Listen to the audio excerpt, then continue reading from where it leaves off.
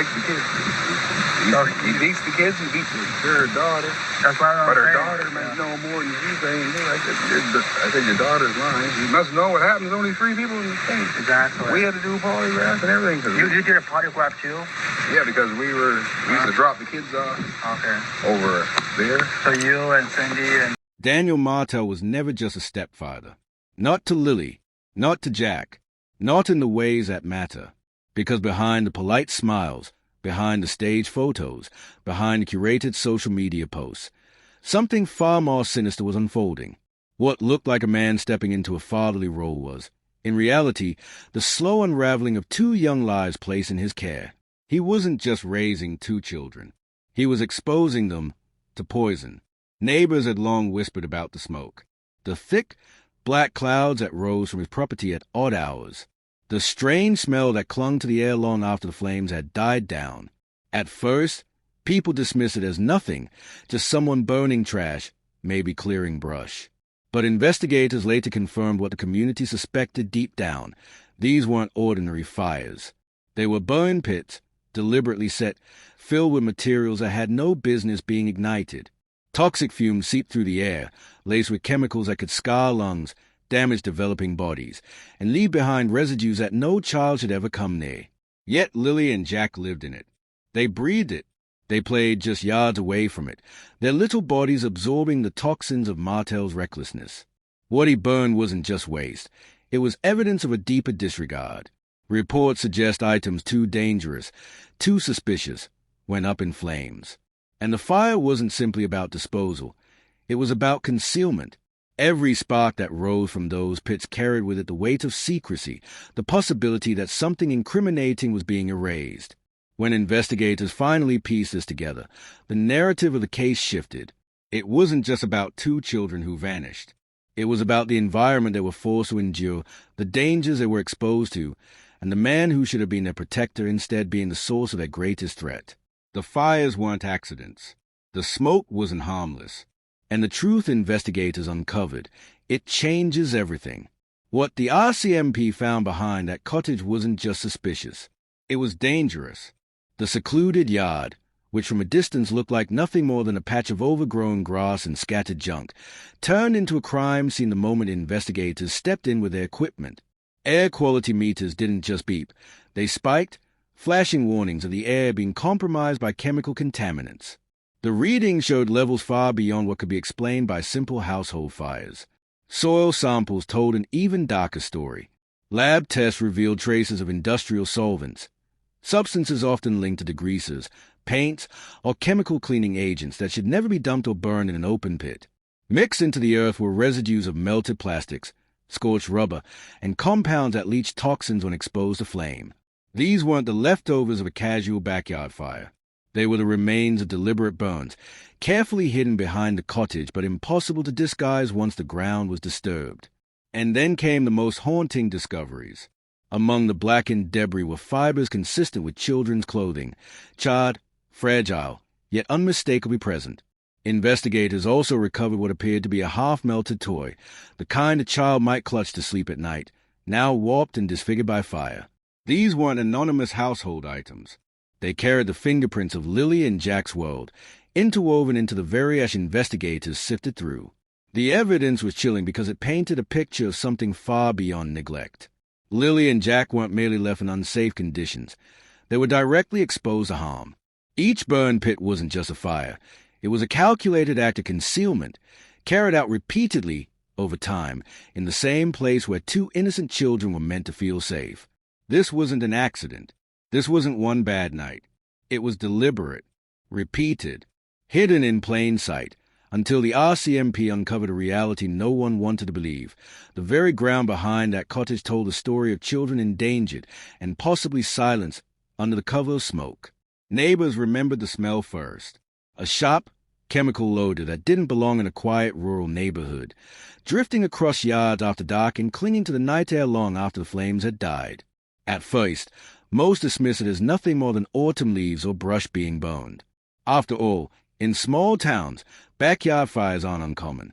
But this smell was different, sharper, more acrid, almost metallic. And then it kept happening. Week after week, Smoke rose from the Martell backyard, not the soft crackle of wood burning, but thick plumes of black and gray that carried a chemical sting. Parents began pulling their children indoors. Windows were shut. Complaints were muttered over fences, but most people hesitated to confront him directly, until one night, a neighbor, peering through the haze, saw Daniel Martell clearly, standing over the flames with gloves and tools in hand. He wasn't disposing of yard waste. He wasn't burning garbage. He was systematically stripping copper by torching insulated electrical wire. To most, it looked like a quick way to make money, selling scrap metal. But to those children, it was a silent assault on their health. When the RCMP later analyzed the site, their findings confirmed what experts already knew. Burning PVC insulation doesn't just create smoke. It unleashes a cocktail of lethal toxins. Dioxins, benzene, hydrochloric acid, chemicals so hazardous that industrial facilities are heavily regulated to prevent their release. In Martell's backyard, these poisons were pumped straight into the air without filter, without control, and without care. And the most damning part? Lily and Jack weren't on the sidelines of this. They weren't shielded or protected. They lived in it, slept just steps away from burn pits, played in the grass where toxic ash settled like invisible dust. They breathed it in daily, their small lungs absorbing the very chemicals that experts warn can scar tissue, trigger cancers, and devastate developing bodies. This wasn't just careless, it was criminal. A stepfather turning his backyard into a toxic furnace, all while two innocent children became the unwilling test subjects of his recklessness. Martell wasn't careless. He was calculated. Every move bore the marks of planning, precision, and a complete disregard for anyone but himself. Investigators uncovered receipts for scrap copper sales, evidence that this wasn't a one-off act of desperation but a steady stream of income built on destruction. GPS data from his phone told an even darker story, placing him at abandoned construction sites and old industrial lots, locations often stripped bare by copper thieves. Alongside this were the toolkits RCMP seized, complete with wire cutters, insulated gloves, and makeshift torches, the exact instruments used in illegal copper recovery. This was an operation, and Martell treated it as such. He bragged about the money he made, about outsmarting the system, about turning what others saw as waste into profit. But while he boasted about the dollars lining his pockets, he never once stopped to consider the cost, the irreversible toll it was taking on two children who depended on him for safety. Neighbors recall a detail that still chills them. On more than one occasion, Martell wore a protective mask while tending his burn piles. He knew the smoke was dangerous. He knew enough to shield himself. But the children, Lily and Jack, stood nearby without protection, their tiny faces exposed to toxins strong enough to make grown adults cough and retreat indoors. That image alone reveals the truth. Martell didn't just understand the risks. He chose to protect himself and leave the children defenseless. The RCMP's environmental specialists later confirmed what those neighbors suspected all along. Soil samples from the yard, residue on toys, even fragments of play equipment, all tested positive for dangerous particulates linked to burn plastics and wire insulation. The poison wasn't just in the air. It had settled into every surface of the children's world. And then came the medical records. Pediatric charts revealed a troubling pattern. Chronic cough that lingered for weeks, unexplained fatigue that seemed out of place for such young children, irritated eyes dismissed as seasonal allergies. But now, seen in hindsight, the signs point clearly to toxic exposure.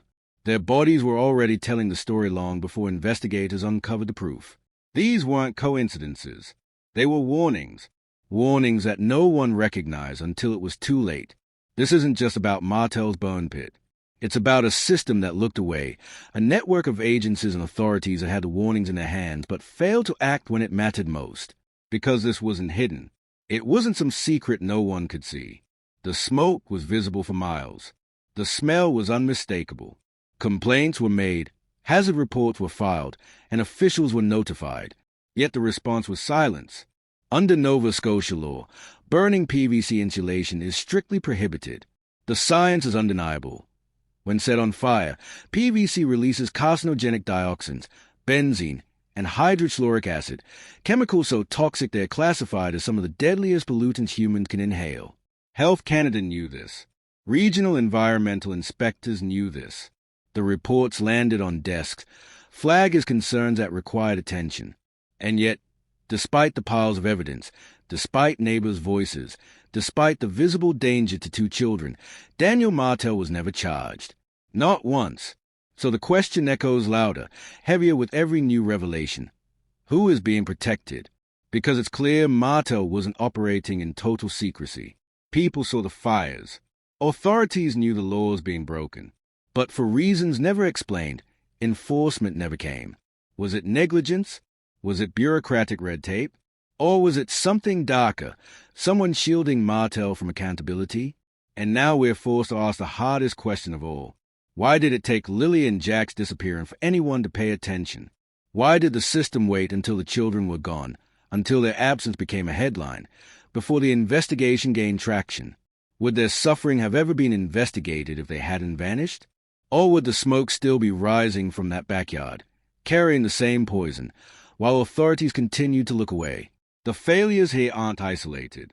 They are systemic. And for Lily and Jack, those failures may have been fatal. Lily and Jack didn't just disappear. Their vanishing wasn't a single, sudden tragedy. It was a final chapter in a long pattern of danger, exposure, and neglect.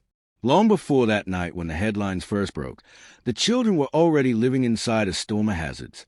Every plume of black smoke that curled over their backyard wasn't just an ISO, it was a signal. Every rasp in their breath, every unexplained cough, every night of restlessness was a warning written into their small bodies. And every one of those warnings was ignored. The burn pits, now cordoned off and studied by investigators, speak louder than words. The soil itself has become evidence, heavy with toxins that tell of repeated exposure. The charred remains, plastic fragments, clothing fibers, melted playthings, form a silent archive of what the children endured. These pits weren't just fires. They were a record of choices made by someone who knew the risks and chose to keep burning anyway. A record of authorities who received complaints and filed reports but failed to stop it. Now, in the absence of Lily and Jack, the fire pits tell their story. A story not only of environmental poisoning but of human silence. A story of children whose suffering was normalized until their absence forced the world to take notice. As a community gathers at vigils, demanding answers with candles in their hands and grief in their voices, one truth has burned its way to the surface, undeniable, unshakable. This was never just a disappearance. It was never just 2 children gone without explanation. The ground behind that cottage was already a crime scene, hiding in plain sight, smoldering under the cover of night while those who should have intervened turned away. The question now is whether the truth will finally be acknowledged, or buried again like it's scattered in the wind.